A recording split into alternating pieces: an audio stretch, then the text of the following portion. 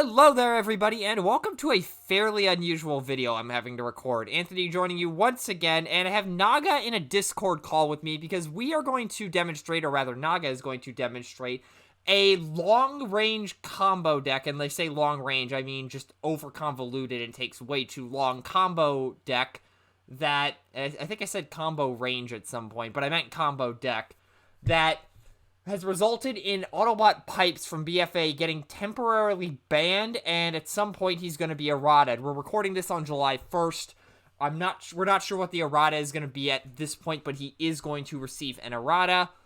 And of course, in the meanwhile, he is on the ban list temporarily. Now, if you're looking at the team in front of you, which is Slug with his BFA strat, Huffer, and Pipes, you're probably thinking one of two things. Either one, oh boy, this is another repeat of the infinite combo, seeing two 6-star characters and a big character, because that's basically what the first infinite combo deck was with Chromia, Swoop, and Prowl. And two, you're thinking, how does this specific team break the game to a long-range, just long-haul combo?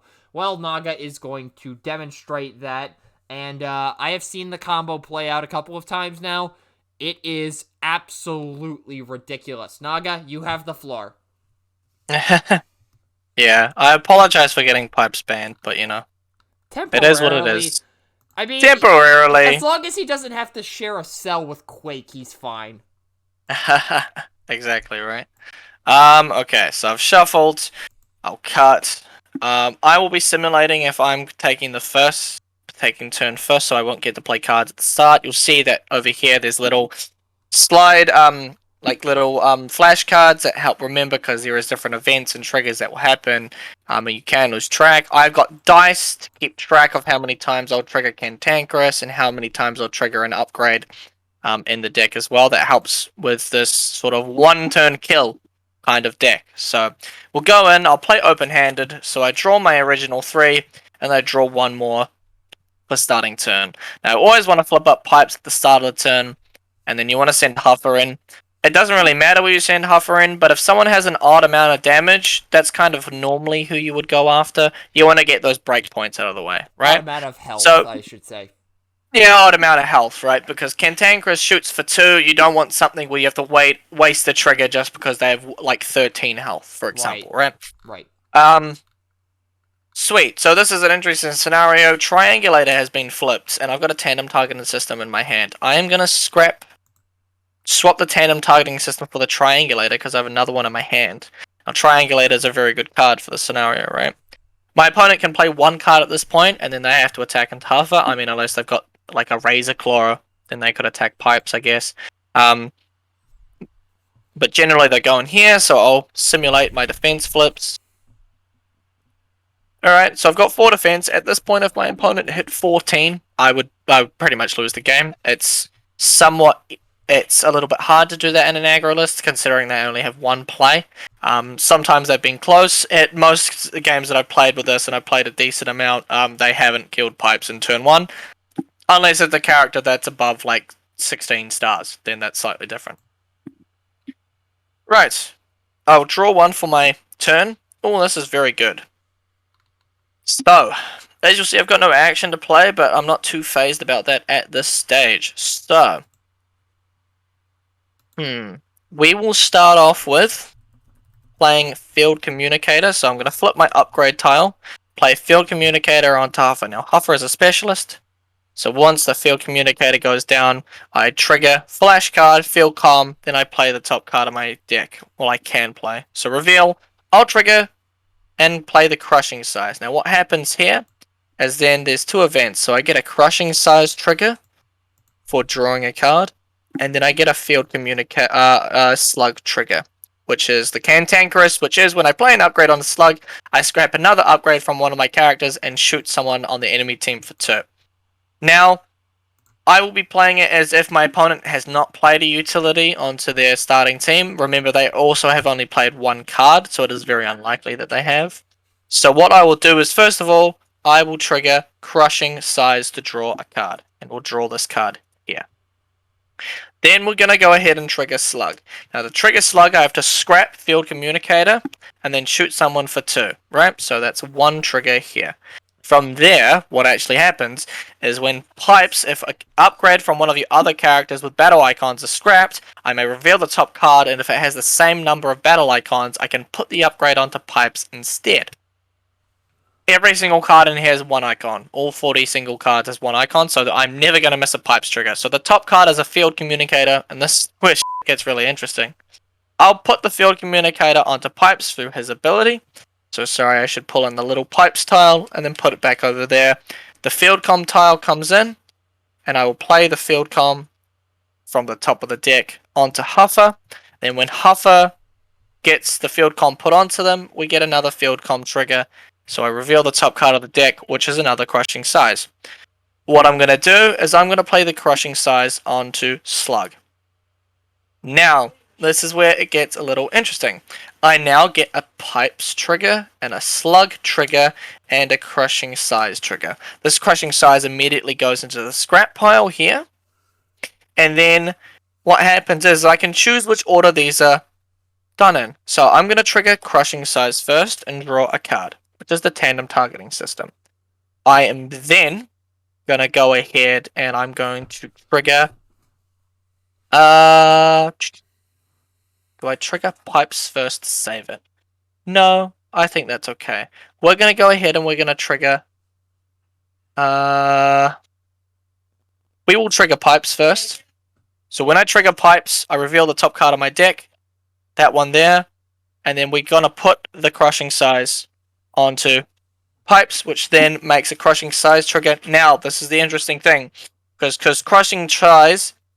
as a new event, which is a trigger of a trigger, I have to resolve this side of my stuff first. So Crushing Size, so it means I'm going to draw the Sleep of Faith. It would have been amazing to play off a Field Communicator, but that's alright.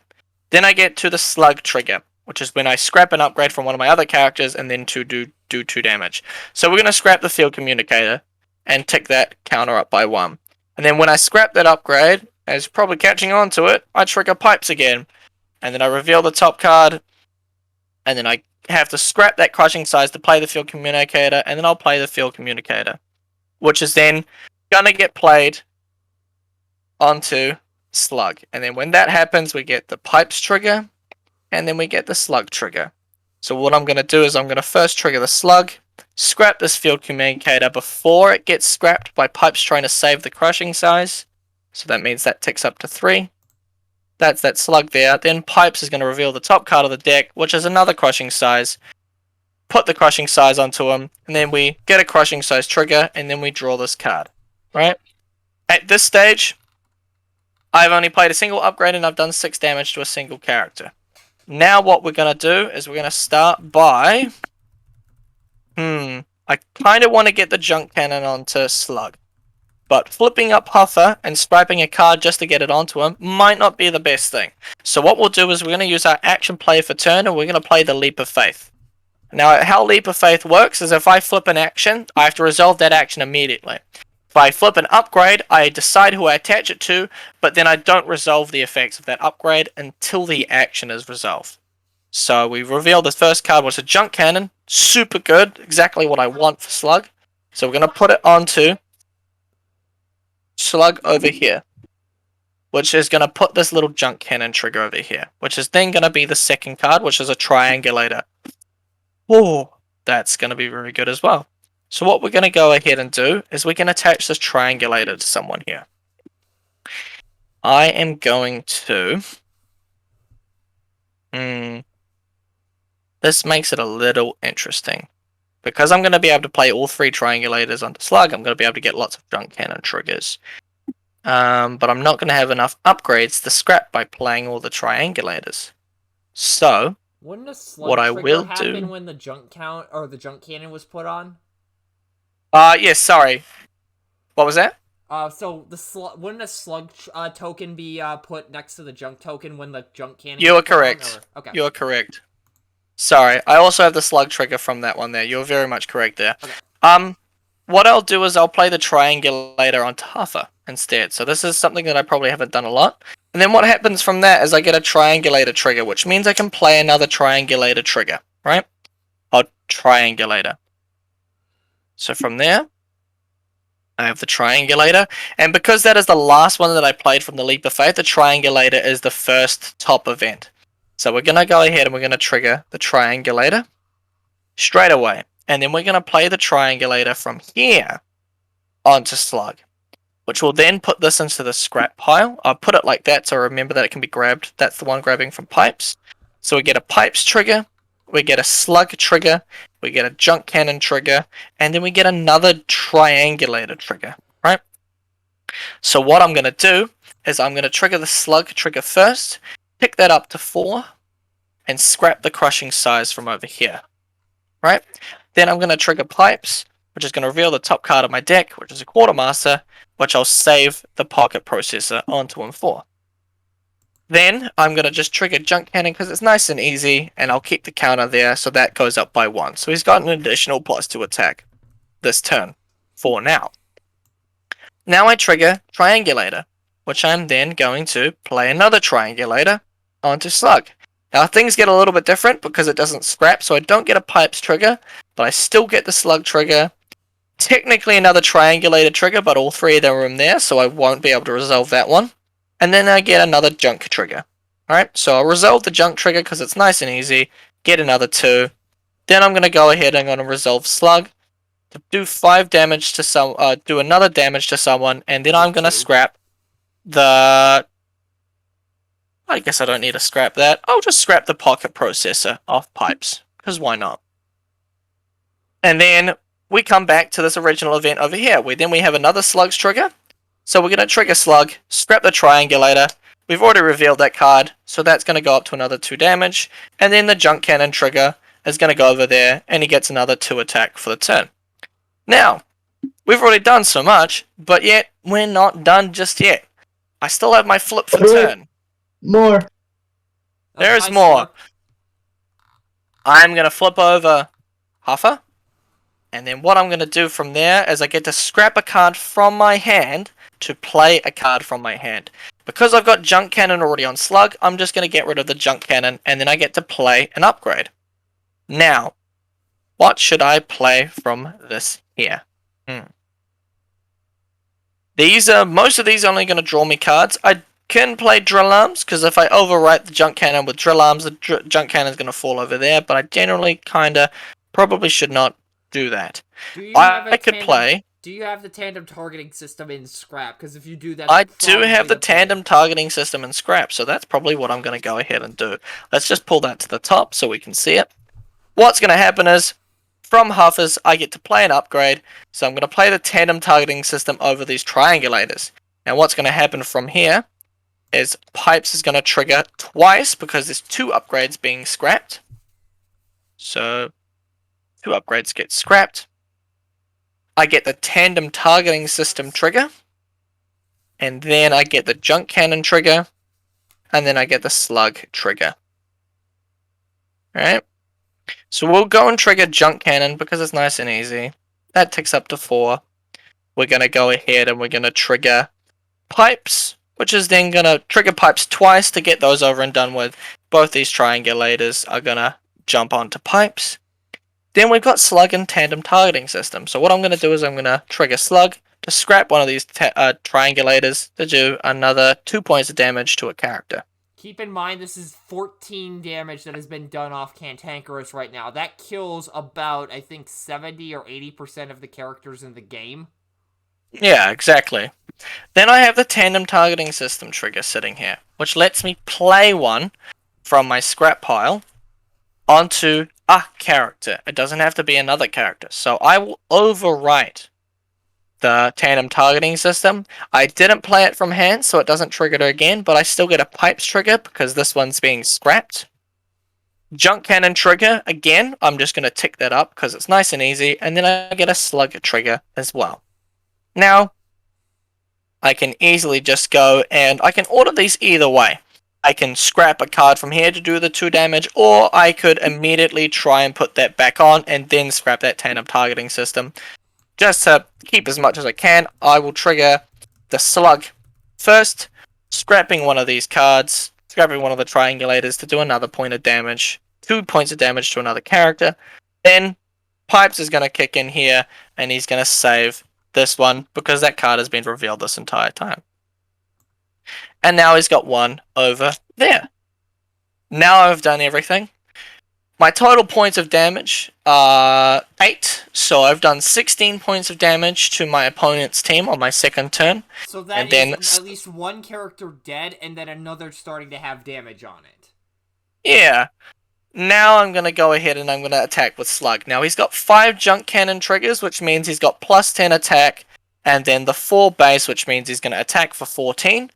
And then I'm going to flip my cards. These are very trivial. I mean, I can get another orange. I got another one in there. So I'm going to end up attacking for 15. Now that's not that high. The deck can probably perform a lot better.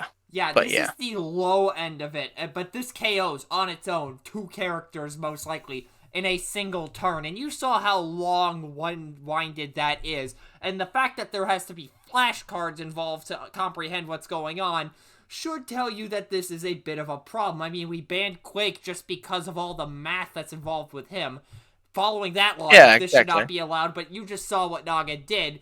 Nuked a character via direct damage off Cantankerous, I can speak, and then also managed to nuke a character via Slug, turning into Rex in Toy Story 2. So that is why Pipes is on the ban list. We have isolated the problem to be him specifically, because he moves upgrades onto himself, getting extra triggers of the specialist card specifically. Getting extra plays with a specialist, we are realizing now, is not a good idea because of what you just saw here. So one of the proposed erratas is to change Pipes to not be a specialist and to be something else. We're not sure if that is going to be the actual errata yet. We are still debating that internally, but hopefully this is a good explainer for why Pipes ended up on the ban list and why he ended up getting errata. Now, Naga, I'll just ask you this. What happens if you're forced to go second?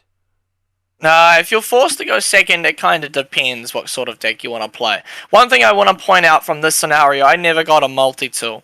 As you can imagine, if one of the multi-tools was thrown onto Huffer, gets scrapped by playing an upgrade. The multi-tool triggers, play the upgrade on Slug, and then you scrap it from the Slug ability, goes onto Pipes, and then you play another one. If I had another one weaved in here, you could see the junk cannon increasing, and the Cantankerous Attitude increasing as well. I have got to points where I've done over 20 damage with this, and I've attacked for around about 26 with Slug, and that is a single turn KO most of the time. Right, and that's the high end of this deck. This is the low end that is definitely the high end. So yeah, this is definitely the low end. Just to make sure we get an actual representation of me shuffling and going it through. We aren't going to rig the deck or anything. Right. Going second. Absolutely not a good idea. If I'm locked into going to second, it's pretty interesting. Most combo decks like going second, because if I can set up a little bit, you'll see that I believe it was scrapped earlier. I have a pocket processor. Going second and getting pocket processor and playing it early on my first card play is pretty alright. Having an extra draw is pretty good. It's not going to happen a lot, but that's the only reason why it's in there and I have the space.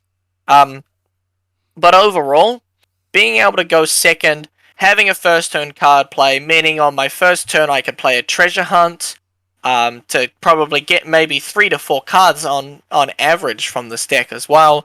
Setting up the junk cannon already for the on the turn ahead can be very detrimental, because I didn't get junk cannon down that early. You can see the difference. I got 8 triggers here, but only 5 triggers from the junk cannon, right? If I got junk cannon down at the start and then did all that, I would be doing an extra 6 points of damage. I'd be attacking for about 21 in this scenario if that happened, right? So, going second is very good against blue. Going second against aggro is very bad. They get to choose which attacker, which defender they go into, which is normally either Huffer or Pipes. Mostly Pipes, because Pipes is going to be the one that you want to kill. But ideally, Huffer is the one that attacks. The aggressive player attacks Huffer. I then basically kind of either have to choose, do I dangle Huffer out, or do I have to try and do junk cannon stuff on Huffer or Pipes, which is a lot harder to hit, and send Slug out, because Slug at +1 health from the stratagem and 3 defense means you have to hit 17, and that's it is a tall leap. even if it's an aggro player on turn 2, but then I will miss out on the easy junk cannon triggers and then the big swing, right? Going turn 2 against an aggro deck is bad, going turn 2 against the blue deck is amazing. Going first against an aggro deck, this kind of can happen. You can imagine against an aggro deck at this point, if they haven't killed Huffer, I've definitely killed 2 of their characters. We're at a board state where I'm just going to win the game, even at a low end of this trigger. So yeah, going second is somewhat better, but going first, you basically turn 2, if you can hit it, even a low end one, it can spell game over very quickly. Right, so what have we learned here today? Do not make a specialist that gives you extra card plays, and if you want to dive into high-level combo theory, don't bring it into this game. Go play some Yu-Gi-Oh! Like a normal person. Anyway, or don't show it to me either. Oh yeah, don't show any card ever to Naga. He will break it in an instant. Except for one card that was except for one card that was in an early version of a set that's currently in a pre-alpha phase. Scorp was responsible for breaking that one. I am angrily looking at the screen. I'll fix it. Yeah, we'll talk about that later. Anyways, that will do it for this video. Hopefully you now understand why Pipes ended up on the ban list. And hey, it's a fun historical video to look back and, look at this as the reason that, this is why a card got banned. This is why a card got errated. It's always fun to look at that. So hopefully you enjoyed it. If you did, there's a little red button you can push down below to show that.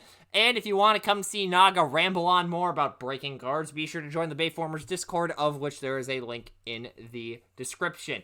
With that being said, that will do it for this video. Peace out, y'all.